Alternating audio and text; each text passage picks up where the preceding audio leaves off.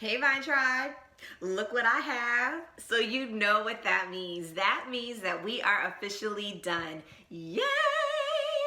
Yesterday was the official last day of our 21-day Sugar Detox / Candida Cleanse. And today was the first day of beginning to slowly integrate sugar back into our day-to-day. And I cannot tell you how excited I am. Like, sis ran to the wine shop. I didn't walk. Truthfully, I drove, but I ran to my car to drive to the wine shop.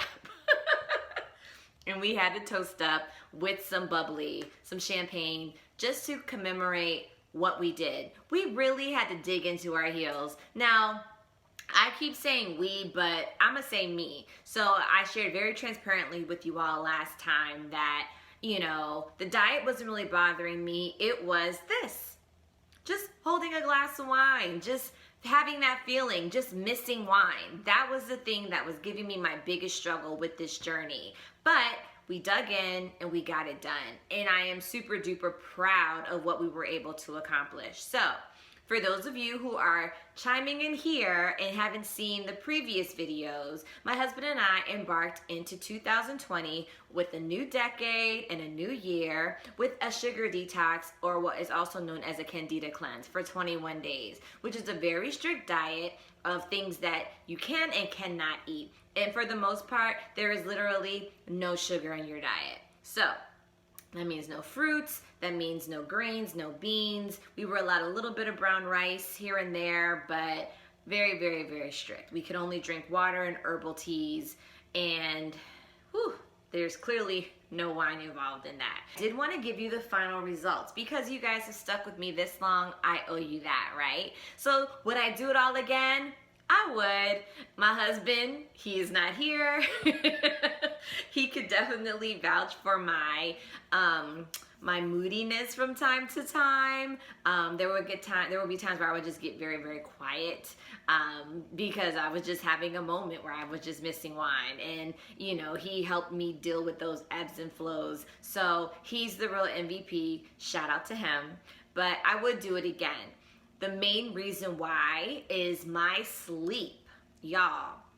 I told y'all, like, prior to us doing this detox, I was at the point with sleep where I had to take melatonin in order to get a peaceful sleep throughout the night. I wouldn't have an issue falling asleep, but staying asleep, like the littlest thing, if my daughter woke up in the middle of the night, if I heard something outside, if my dog moved a certain way, like I would hear it and it would wake me up, and it would be impossible, almost impossible for me to fall back asleep, to the point where I would just lay in my bed for an hour or two, hoping and praying that I fall back asleep, and then waking up the next morning just exhausted. So throughout this journey, this 21-day journey with no sugar, I have slept like a baby. And you know, kudos to my daughter, who is her mother's child and likes to get her sleep too, for a 4-year-old. I have slept. I wake up so peaceful and rested. I don't want to fight in the morning. And it really made me think about the whole nightcap theory. Like, oh, I want to just have a nightcap so I can go to sleep better. No, I'm actually really rethinking my drinking moving forward. Like, I don't need a nightcap. Let me stop drinking a certain amount of time prior to going to sleep, maybe drink some water, and that will help me sleep restfully, because I can't go back to the way it was before. I know that I don't need melatonin to sleep peacefully. I just have to adjust some things in my lifestyle. So I'm super grateful for that. My skin cleared up for sure. Everyone's been saying I have this slight glow, if you will, the sugar-free glow up. And I lost a little weight. So here we go. Let me put my glass down and give you what the final weigh-in was. My final weigh-in was 3 pounds. So my max weight loss was 4. When I stood on the scale this morning, it said I was back up to losing 3, which, trash. I'm so annoyed by that. And again, like, weight loss wasn't a thing for me, but when I saw what my husband was doing and what he was dealing with, I was like, oh, come on. So what did he lose? Are you ready for this? He topped out at 18 pounds. 18! In 21 days, are you kidding me? That's almost a pound a day.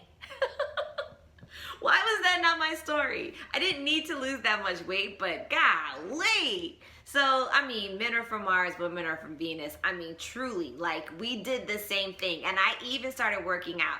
And I thought that when I started working out that I would actually lose more weight, but whatever.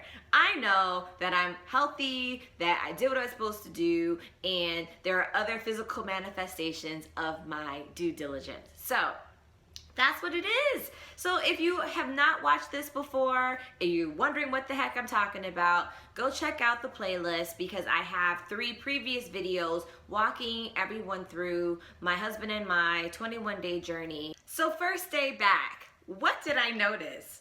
Well, for one, I made my coffee today. And I made it the way that I made it prior to the detox, which is literally coffee, and I use Silk almond milk creamer. Man, that thing was so sweet. I couldn't even drink half of it. That's how much my palate has changed in 21 days without having sugar. It was cloying, sickening sweet. So tomorrow I will not OD on the creamer. Did you realize how fresh and minty toothpaste can taste when you don't have sugar? My mouth has never felt fresher. That has been some of the craziness that has happened with not having sugar.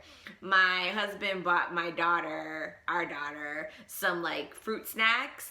And when I tell you, I just opened one up the other day and it just like, the beautiful fragrance of fruit. Like, I didn't want to just bite it. I wanted to like shove it in my face because it was just so fragrant and so pretty. Like, I can smell fruit a mile away. But yes, your palate will change. You will not be able to bathe in cinnamon rolls the day after you come off of this 21-day detox just because everything is just super duper duper sweet. Like, you're literally going from no sugar to trying to incorporate it back, but I'm so good. Like, I don't need a cinnamon roll. Like, a cinnamon roll would not make me feel good. Like, it would make me probably feel a little sick just because my palate has changed so much. So that's been some of the changes on the first day back, which is pretty cool. So I will say that that first sip of this was divine.